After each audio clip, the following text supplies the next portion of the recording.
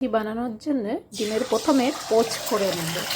একটু লবণ দিয়ে দিলাম, কুচনো কাঁচা পেঁয়াজ, কুচনো কাঁচা লঙ্কা। ডিমটা হয়ে গেছে, নামিয়ে নেব।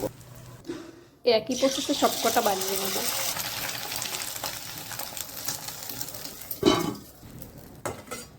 এবার এই ডুমো ডুমো পেঁয়াজগুলোকে লাল লাল করে ভেজে তুলে রাখবো।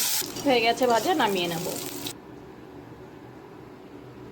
করে সিদ্ধ করে রাখা আলু ভেজে নেব। আলু ভাজা হয়ে গেছে, কড়াইতে তেল দিয়ে আদা দিয়ে শুকনো লঙ্কা, কাঁচা লঙ্কা এবং পেঁয়াজ রসুন দিয়ে ভালো করে কষে নেব। লবণ হলুদ দিয়ে ভালো করে কষবো, দিয়ে ভালো করে কষবো। হয়ে গেছে, এবার আলু ভাজা দিয়ে দিলাম। এবার জল দিলাম, ফুটে উঠেছে। এবার ডিমগুলো দিয়ে দেবো।